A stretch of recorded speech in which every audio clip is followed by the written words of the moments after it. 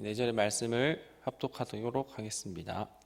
사울은 다윗이 블레셋 사람을 향하여 나아감을 보고 군사령관 아브넬에게 묻되 아브넬아 이 소년이 누구의 아들이냐?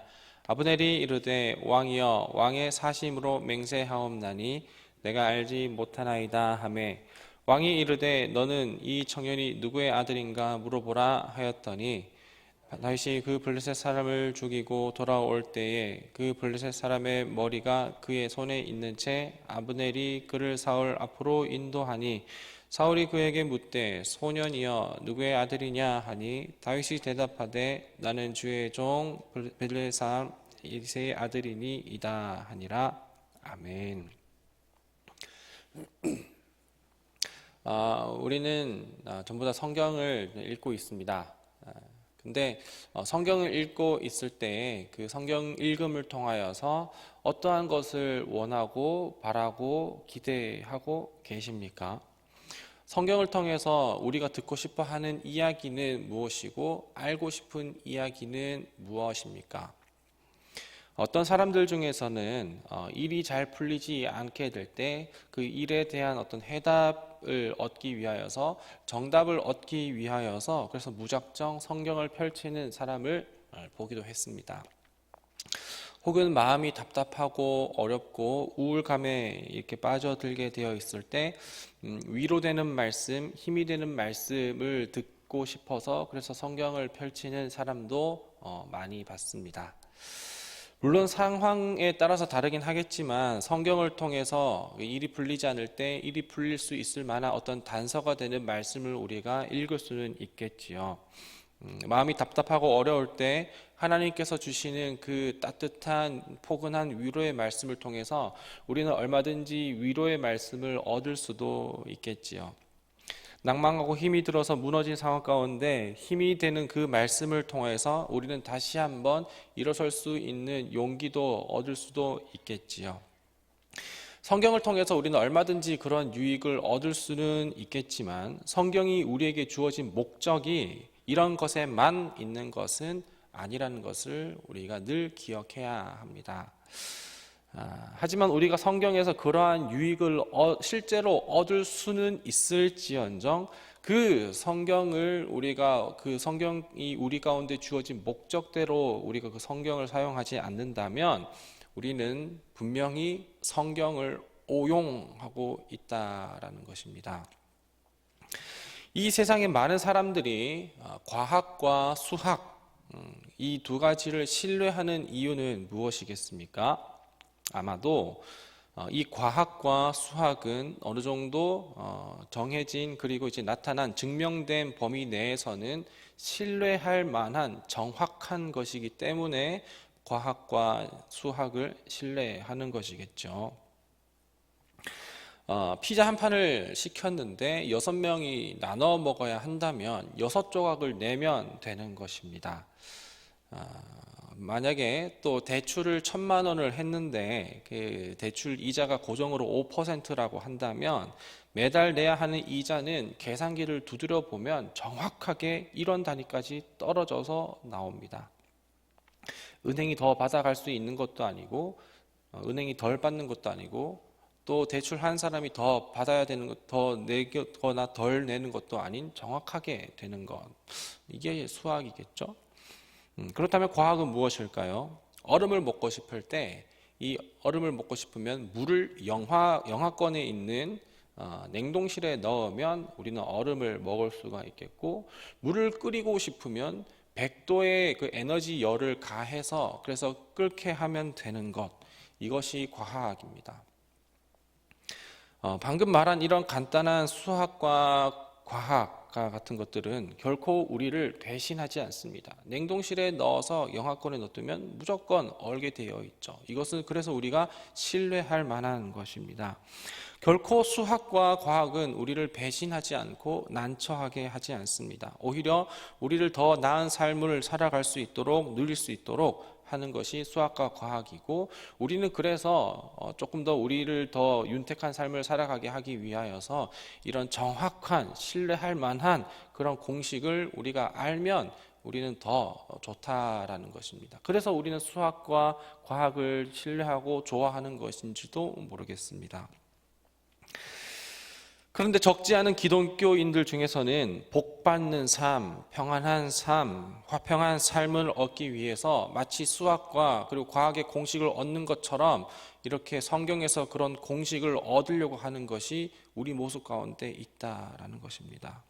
이런 미성숙한 기독교인들을 대상으로 건강하지 못한 부흥사들이 자주 하는 이야기가 월급을 만약에 500만 원을 받고 싶다고 한다면 받고 나서 그 월급의 500만 원에 대한 11조 50만 원을 할 것이 아니라 미리 500만 원을 주실 하나님을 기대하고 신뢰하며 믿는 마음으로 미리 50만 원을 해라라고 하는 그런 말도 안 되는 공식을 하면서 그렇게 신앙의 어떤 공식이 있는 것처럼 이야기하는 그런 사람들이 있다라는 거죠.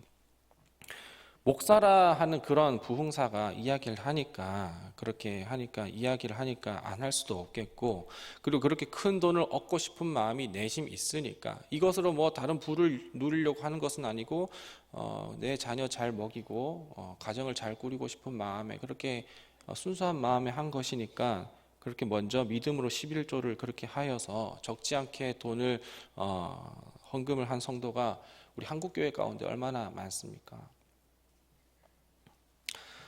하지만 성경은 수학이나 과학과 같은 그런 삶의 유익에 대한 공식을 이야기하고 있는 책은 아닙니다.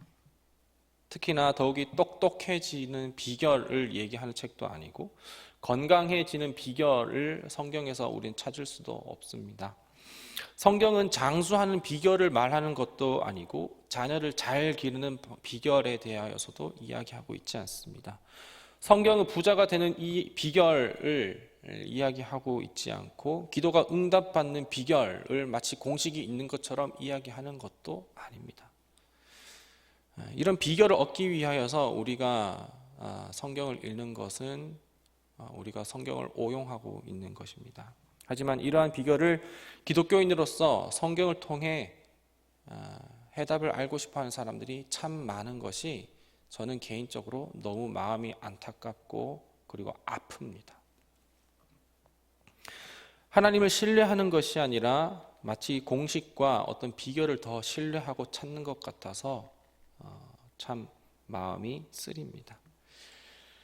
성경적으로 화목한 가정을 이루고 싶고 성경적으로 건강하고 아프지 않게 살아가고 싶고 재정적으로 경제적으로 부족하지 않게 살아가고 싶어 하는 것은 우리 모두의 다 같은 마음입니다. 물론 저도 화목한 가정을 이루고 싶고 그리고 건강하고 싶고 궁핍하지 않게 살아가고 싶은 것은 저도 똑같은 마음입니다. 하지만 그 비결을 적어도 성경에서 찾으려고 하지는 않습니다. 왜냐하면 그것으로 성경이 우리에게 주어진 것이 아니기 때문에 그런 것입니다.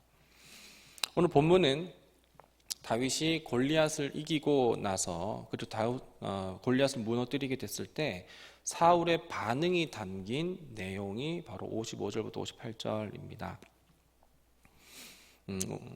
우리가 이제 55절부터 58절까지 이렇게 쭉 읽어보다 보면 사울이 일관되게 궁금해하는 것이 있습니다. 무엇인지 어느 정도 파악하셨습니까? 본문을 읽으실 때 힌트를 드리자면 그 단어는 본문에서 3번 등장하고요. 5글자입니다. 사울이 궁금해하는 것은 무엇이냐면 55, 56, 58절에 나와 있는 누구의 아들, 다윗이 도대체 누구의 아들이냐라는 것입니다. 사울이 진짜 누구의 아들, 그러니까 저 사람의 아버지가 궁금해했었다면 저 다윗의 아버지는 누구냐라고 물었을 테죠. 하지만 다윗이 누구의 아들이냐라고 물은 것은 실제로 그 다윗의 아버지가 누구냐라는 것이 궁금한 것이 아니라 누구의 아들이냐라고 하는 것은 당시의 혈통 그리고 가문 그리고 더 나아가서는 그 사람의 어떤 환경, 상황 그런 그 총체적인 것들이 궁금했던 것입니다. 다윗의 직업이 궁금했고 다윗의 족보가 궁금했고 다윗의 모든 배경이 궁금했었던 것입니다. 골리앗을 이길 만큼 엄청난 힘을 가졌던 그런 사람이라면 그러면 꽤 소문난 장수여야 하는 것이 맞는데 저 사람이 누군지 갑자기 나타난 사람이라서 알 수가 없다라는 것이죠. 골리앗을 이길 수 있을 만큼의 어떤 전투력을 가진 사람이라면 이스라엘의 군대의 장관인 아브넬 정도라면 그 군인이 누군지도 파악하고 있어야 해서 아브넬에게 물었다는 것입니다. 하지만 본문에서 말하고 싶었던 것은 무엇이냐면 실제로 다윗의 아버지가 누구냐라는 것을 말하고 싶은 것이 아니라 그 정도로 다윗은 유명한 사람이 아니었다라는 것입니다. 다윗은 대단한 사람도 아니었다라는 것이고 다윗은 별 볼일 없었던 사람이다라는 것을 간접적으로 이야기하기 위하여서 다윗이 누구냐라는 것을 계속해서 강조하고 있다라는 것이죠. 어제 우리가 보았었던 것처럼 다윗은 블레셋의 장수 골리앗 앞에서 만군의 하나님 여호와의 이름을 가지고서 나아갔습니다. 이 말은 다윗이 골리앗을 이긴 게 아니라 사실상 하나님이 골리앗을 이겼다라는 것입니다. 이스라엘이 골리앗을 이긴 것이 아니라 하나님이 골리앗을 이기셨다라는 것입니다. 다윗의 승리가 아니고 사실상 이스라엘의 승리도 아니고 하나님의 승리라는 것이죠. 다윗의 뜻이 이루어지고 있는 것이 아니라 정확히 말하면 하나님의 뜻이 이루어지고 있는 장면이 다윗이 골리앗을 이긴 장면입니다. 그런데 우리는 자꾸 다윗의 대단함을 부각시키고 있습니다. 골리앗의 어떤 장수로서의 큰 키와 상당한 무게를 부각시키면서 그럼에도 불구하고 별 볼일 없는 너무나도 왜소하고 작은 겨우 막대기와 물매로 이긴 다윗이 정말 대단하다라면서 어떻게 하면 다윗과 같이 우리도 거대한 문제 앞에 이길 수 있을까에 집중하고 있는 것이 잘못된 관점이라는 것입니다. 우리 삶에 놓인 그 골리앗과 같은 그 거대한 문제, 하나님께서 좀 우리도 그렇게 삶의 그 골리앗과 같은 문제를 이기게 하시면 좋겠다라고 생각하며 그 다윗이 이긴 공식과 비결은 무엇인지 찾으려고 하는 것이 우리가 보는 성경의 관점이 아니냐라는 것입니다. 그래서 다윗의 승리의 비결을 큰 문제와 어려움의 극복의 비결과 같이 우리는 성경에서 그런 문제 그리고 그런 비결, 이기는 비결, 승리하는 비결, 기도가 응답받는 공식을 본문에서 찾으려고 하니까 우리는 성경을 왜곡하는 것입니다. 하나님에 대한 이해를 왜곡하고 있는 것입니다. 하지만 다윗과 골리앗의 이야기는 다윗의 승리를 이야기하는 이야기가 아니고 하나님께서 이스라엘을 지키시고 구원하시고 승리하신다라는 이야기가 다윗과 골리앗의 이야기, 아니 다윗과 골리앗의 이야기뿐만 아니라 성경 전체는 그 이야기입니다. 아무것도 아닌 다윗을 통하여서 하나님께서는 여전히 신실하시게 자신의 구원의 계획을 이루어가고 있다라는 것을 오늘 본문에서도 이야기하고 있고 더 넓게는 성경 전체가 그 이야기를 하고 있다라는 것입니다. 성경은 하나님의 통치하심과 그리고 하나님의 다스리심이 그 구원 역사가 이루어져 가고 있다라는 것을 이야기하고 있는 것이 바로 성경입니다. 건강해지는 비결, 똑똑해지는 비결, 그리고 부자가 되는 비결을 성경에서는 이야기하고 있는 것이 아니라는 것입니다. 성경은 계시입니다. 계시는 오로지 위로부터 아래로 주어지는 것입니다. 그 계시가 구약 성경 가운데서는 하나님께서 직접 말씀하시기도 하셨고 선지자를 통해서 얘기하시기도 하셨고 예언자를 통해서도 그리고 사사를 통해서 얘기하신 것이 바로 계시입니다. 계시는 절대자가 자기의 모습을 자기 자신을 나타내고 드러내는 것이 계시죠. 그리고 신약 가운데에는 그 계시가 말씀이 육신이 되신 그리스도 그 본체로 나타난 게 계시입니다. 하나님께서 자기 자신을 나타내신 것은 예수 그리스도로 나타낸 것입니다. 그리고 그 예수 그리스도께서 승천하신 이후에 성경 66권이 다 정해졌고 더 이상 67권, 68권, 69권이 되지 않을 만큼 정확하게 그 하나님의 구원 역사가 다 계시된 성경이 이제 우리 가운데 주어졌다라는 것입니다. 그런데 우리는 마치 예수 그리스도를 통하여서 오병이어를 일으킨 그것을 통하여서 배를 불리려고 따라갔었던 그 무리들처럼 성경을 따라가는 것이 어쩌면 우리 부를 위하여서, 건강을 위하여서, 지혜를 위하여서, 똑똑함을 위하여서, 부귀영화를 위하여서 성경을 보고 있는 것이, 그래서 궁금해하는 것이 아니냐라는 것입니다. 우리는 오늘 성경을 통해서 무엇을 궁금해하고 어떤 궁금증을 해결하려고 하십니까? 부디 복 받는 비결, 기도 응답 받는 비결, 부자 되는 비결을 성경에서 찾으려 하지 마시고 하나님의 구원 계획에 나 같은 작은 자도 사용하시고 이런 절망적인 상황 가운데서도 여전히 하나님께서는 우리를 구원하시려고 그 역사를 신실하게 이루어 가시는구나라고 우리가 생각하며 나 같은 작은 자도 하나님의 구원 계획에 동참할 수 있음에 감사하는 마음으로 또한 그 계획을 이루어 가시는 하나님을 신뢰할 수 있는 것, 그것에 만족하며 오늘도 신실하게 담대하게 살아낼 수 있는 것, 거기에 우리의 성경에 대한 그 목적을 그리고 유익을 얻을 수 있으면 좋겠습니다. 기도하겠습니다. 하나님은